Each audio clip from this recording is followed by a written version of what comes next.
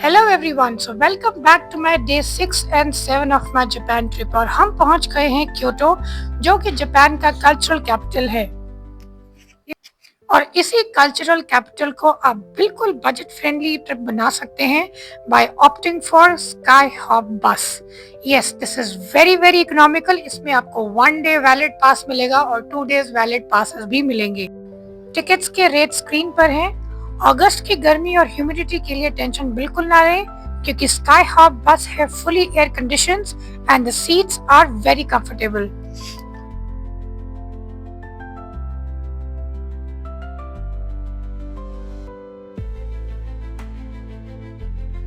और आपको बस पे फुली ऑडियो गाइडेंस भी मिलेगा, which is in different languages like French, Spanish, Dutch, English, Japanese, Chinese. उसमें आपको आराम से मिलेगा। जैसे ही आप बस में बैठेंगे आपको मिलेगा फ्रेश सेट ऑफ ईयरफोन्स।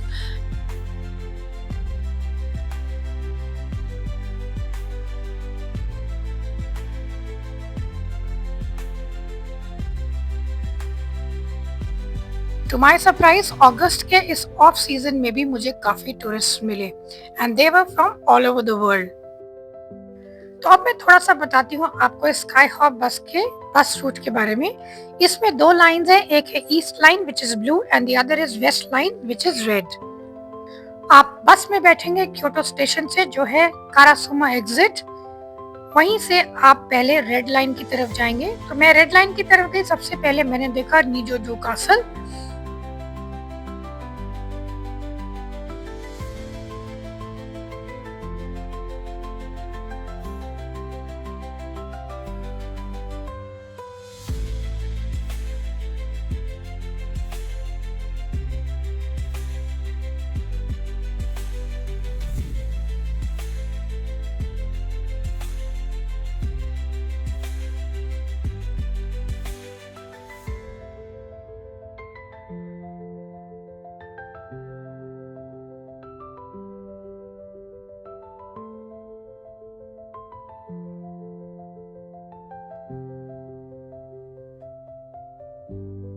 अब आता है मेरा स्काई हॉप बस का फर्स्ट स्टॉप, जो है निजोजो कासल। ये यूनेस्को वर्ल्ड हेरिटेज साइट है और जापान की शान भी है। इसमें एंट्री टिकट पर हेड है 1300 येन और बच्चों के लिए या स्टूडेंट्स के लिए थोड़ा कम हो सकता है। जैसे ही आप कासल के अंदर एंटर करते हो, सबसे पहले आपको मिलेगा एक मैसिव मेन गेट, जो अपनी आर्किटेक्चर और वुडन कार्विंग्स के लिए बहुत फेमस है। इस कासल के अंदर आपको कुछ बहुत सुंदर पैलेसेस दिखेंगे, जिनके इंटीरियर्स में पेंटिंग्स और ट्रेडिशनल जापानीज आर्ट वर्क देखने को मिलेगा। निजोजी कैसल का एक बहुत ही स्पेशल फीचर है, जो है नाइटिंगेल फ्लोर्स। जैसे ही कोई चलकर गुजरता है तो ये फ्लोर एक चिड़ियों की चहचहाने की आवाज निकालते हैं। ये सिस्टम एक्चुअली बनाया गया था कि सिक्योरिटी के लिए, ताकि कोई भी दुश्मन या इंट्रूडर चुपके से अंदर ना आ सके। आगे चल के आपको देखेगा इसका बहुत ही बड़ा गेट, जिसको कारमोन गेट कहा जाता है, और ये आपको देखने को मिलेगा हर पैम्फलेट में। ये गेट अपनी गोल्डन डेकोरेशंस और वुडन कार्विंग्स के लिए बहुत फेमस है। पहले के टाइम में ये एक सिंबल था पावर और प्रेस्टीज दिखाने का।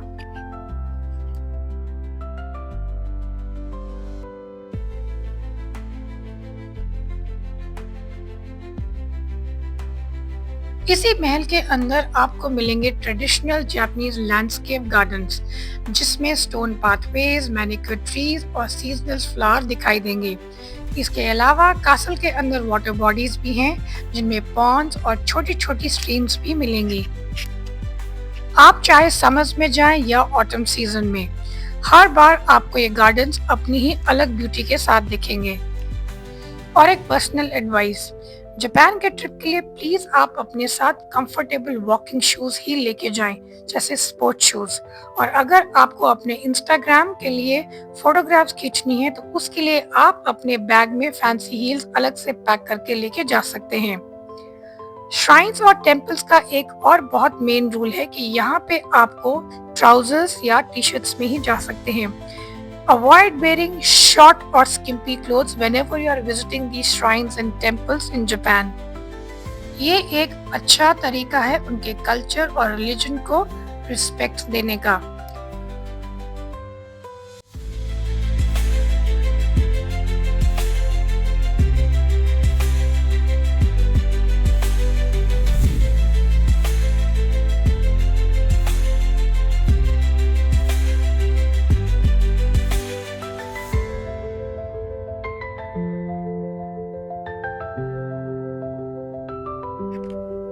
अब पहुंच चुके हैं किनकाकू जी टेम्पल, जिसे गोल्डन पेविलियन भी कहा जाता है।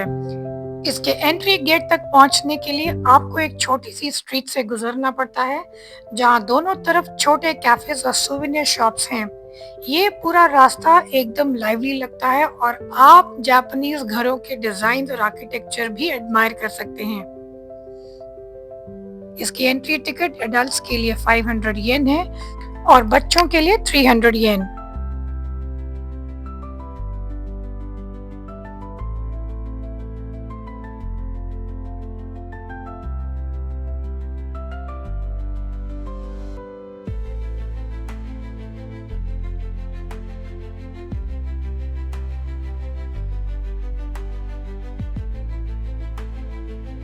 यह गोल्डन पेविलियन ओरिजिनली एक रिच नोबल मैन का विला था, जो 1397 में शोगुन अशिकागा याशिमित्सु का रिटायरमेंट विला बन गया।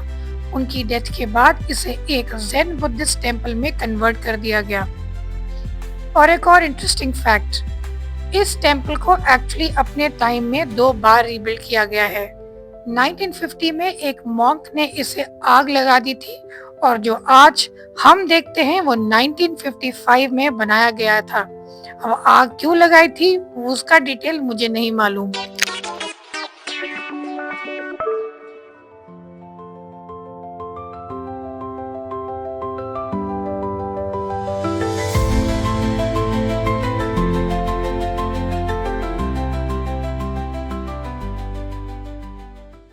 इस पवेलियन के टॉप पर एक गोल्डन फीनिक्स लगी है, जो एक मिथिकल बर्ड है और पावर और रीबर्थ का सिंबल माना जाता है। टेम्पल के सामने जो एक क्योकोची पॉन्ड है, उसके छोटे आइलैंड्स और स्टोन्स जापानीज गार्डन डिजाइन के क्लासिक एग्जाम्पल हैं।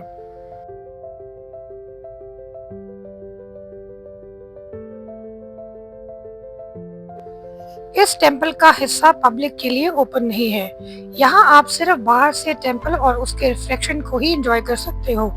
लेकिन टेम्पल के अंदर के ग्राउंड्स में एक स्मॉल श्राइन फूडोडू है, जहाँ लोग प्रेयर्स और इंसेंस ऑफर करते हैं। ज्यादा लोग यहाँ अपने विशेस के लिए ही रुकते हैं। तो ओवरऑल किंकाकुजी टेम्पल एक स्पिरिचुअल और पीसफुल एक्सपीरियंस है, जहाँ आपको वर्शिप के साथ साथ नेचर और ब्यूटी दोनों का कॉम्बिनेशन मिलेगा।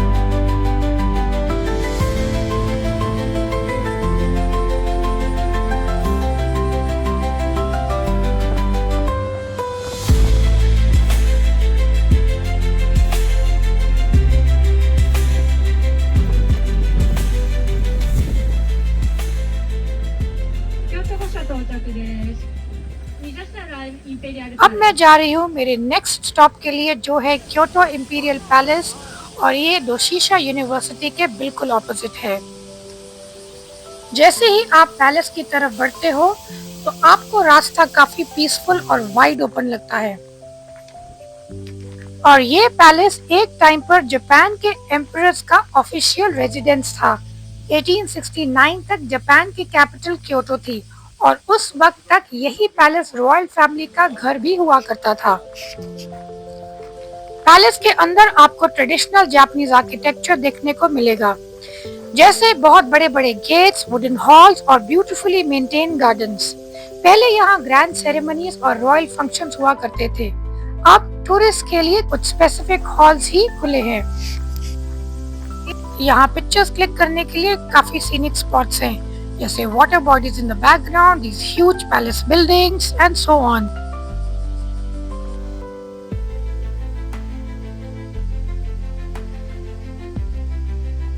तो अगर आप क्योटो का प्लान करते हो तो हिस्ट्री, कल्चर और थोड़ा पीस एक साथ एक्सपीरियंस करना ना भूलिएगा। तो क्योटो इंपीरियल पैलेस एक मस्ट विजिट स्पॉट है।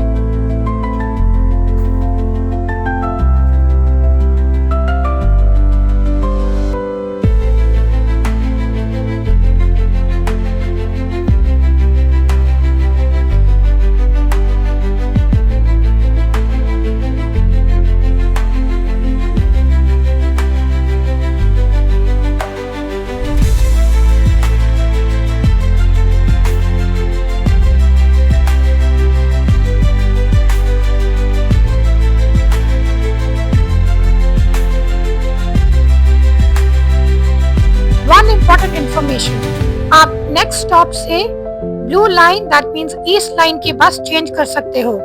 तो अब चलते हैं शिजो कारासुमा निशिका इचिबा मार्केट, जो फेमस है एज क्योटोस किचन। ये एक नैरो कवर्ड स्ट्रीट मार्केट है जहां आपको हर टाइप का लोकल जापानीज खाना मिलेगा। मार्केट के अंदर घुसते ही आपको कलर्स और फ्रेग्रेंसेस से एकदम लाइवली फील होगा। यहाँ की स्पेशलिटी है fresh sea food, Japanese pickles, tofu, माचा स्वीट्स और स्ट्रीट स्नैक्स। हर छोटी दुकान का अपना यूनिक टेस्ट और ट्रेडिशन है। आप चलते चलते फ्री सैंपल्स भी ट्राई कर सकते हो, जैसे क्रंची राइस क्रैकर्स, मोची या फिर यूबा जो सोयाबीन से बनता है। साथ ही लोकल शॉप्स में आपको क्योटो का कुछ ट्रेडिशनल सोवेनियर्स भी मिल जाएंगे। निशिकी मार्केट सिर्फ शॉपिंग की जगह नहीं है, बल्कि एक फूड कल्चर एक्सपीरियंस है, जहां आपको फील होता है कि क्योटो की असली किचन कैसी लगती है। अगर आप फूडी हो तो ये मार्केट एकदम आपके लिए परफेक्ट है।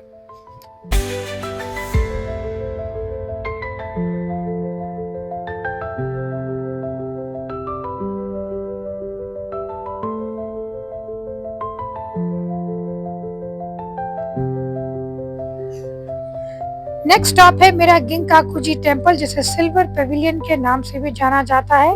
ये क्योटो का फेमस ज़ेन बुद्धिस्ट टेम्पल है। टेम्पल की तरफ आते हुए एक नैरो स्ट्रीट मिलती है, जहां दोनों साइड पे सुवेनियर शॉप्स हैं और ट्रेडिशनल जापानीज घर देखने की एक झलक।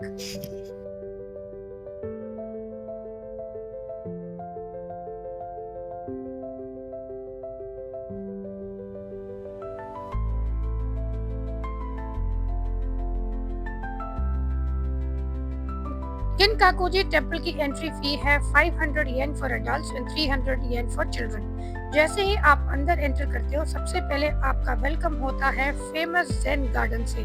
व्हाइट सैंड पैटर्न जो परफेक्टली रेक्ड है और ग्रीन मॉस गार्डन, दोनों एकदम पीसफुल और आर्टिस्टिक लगते हैं। ये गार्डन जापानीज फिलॉसफी और सिंप्लिसिटी और बैलेंस को परफेक्टली रिप्रेजेंट करते हैं।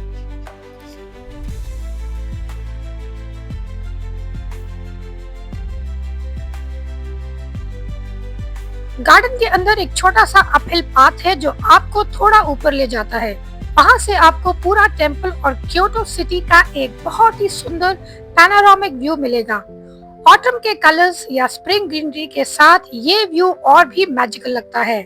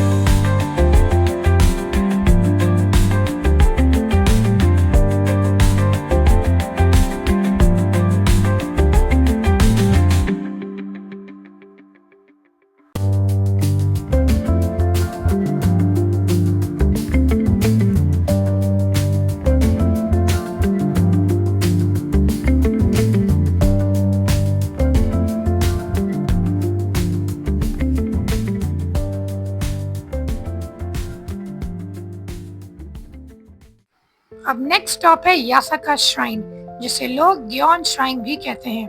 ये क्योटो की सबसे फेमस और लाइवली श्राइन्स में से एक है और इसकी लोकेशन भी काफी स्पेशल है क्योंकि ये ग्योन डिस्ट्रिक्ट के बिल्कुल बीच में है।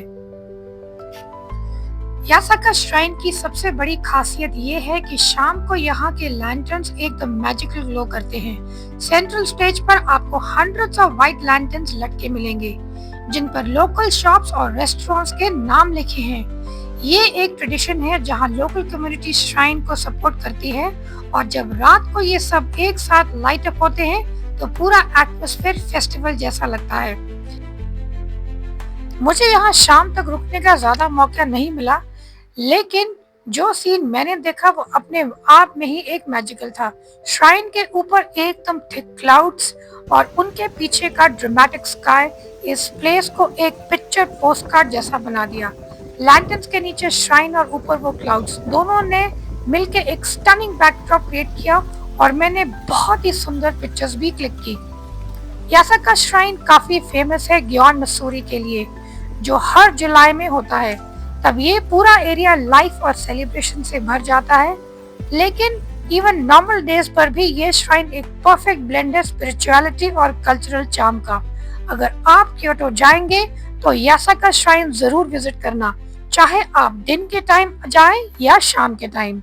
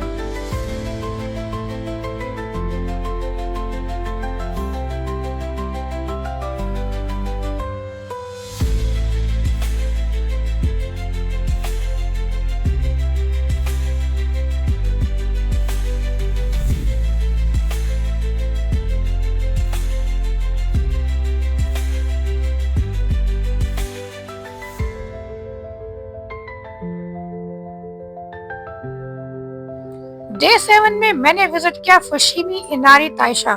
यहाँ पहुँचना काफी इजी है। क्योटो स्टेशन से आपको JR नारा लाइन पकड़नी है और इनारी स्टेशन पर ही उतरना है। ट्रैवल टाइम सिर्फ 5 मिनट का है और वन वे टिकट की कॉस्ट है 150 येन पर हेड। स्टेशन से उतरते ही श्राइन का एंट्रेंस आपको बिल्कुल सामने दिखेगा, तो ये बिल्कुल ही वॉकिंग डिस्टेंस पे है। सबसे अच्छी बात यह है कि इसकी एंट्री बिल्कुल फ्री है। ये श्राइन डेडिकेटेड है Inari Kami of rice prosperity and good fortune को। लोग यहाँ प्रेयर्स करते हैं अपने बिजनेस सक्सेस और पर्सनल वेल बीइंग के लिए। इसकी सबसे आइकॉनिक चीज है एक माउंटेन ट्रेल जो thousands of vermilion torii gates के थ्रू जाता है। पूरा हाइक ऊपर तक करने में लगभग 3 से 4 घंटे लग सकते हैं और बीच बीच में आपको छोटी छोटी सब श्राइन्स और सिटी के व्यू पॉइंट्स मिलते रहेंगे। शायद आप सोच रहे होंगे कि इतने सारे गेट्स क्यों बनाए गए हैं। जैसा कि मैंने बताया, ये प्रॉस्पेरिटी और बिजनेस सक्सेस के लिए है। हर टोरी गेट यहाँ इंडिविजुअल्स, फैमिलीज या बिजनेस ने डोनेट किया है, या तो अपनी प्रेयर्स के लिए या फिर ग्रेटिट्यूड दिखाने के लिए जब उनकी विशेस पूरी हो गई। हर गेट के पीछे लिखा होता है डोनर का नाम और डेट। ये ट्रेडिशन ईडो पीरियड से शुरू हुआ था और आज भी लोग नए गेट्स डोनेट करते हैं। इसलिए यहाँ आपको हजारों टोरी गेट्स एक के बाद एक नजर आते हैं।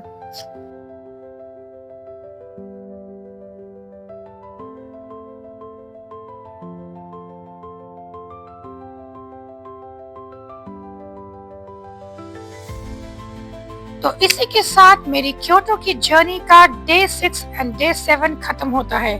यहाँ के टेम्पल्स, श्राइन्स, मार्केट्स और सिटी के अलग ही वाइब्स हैं। हर जगह एक कहानी है जो जापान के कल्चर और हिस्ट्री को और गहरा बनाती है। तो ये था मेरा डे 6 और डे 7 क्योटो का सफर। टेम्पल से लेकर हिडन जेम्स तक और मोमेंट्स यहाँ ट्रूली स्पेशल थे। अब अगला स्टॉप है ओसाका, जो होगा मेरे जापान ट्रिप का लास्ट लेग। तब तक के लिए सायोनारा।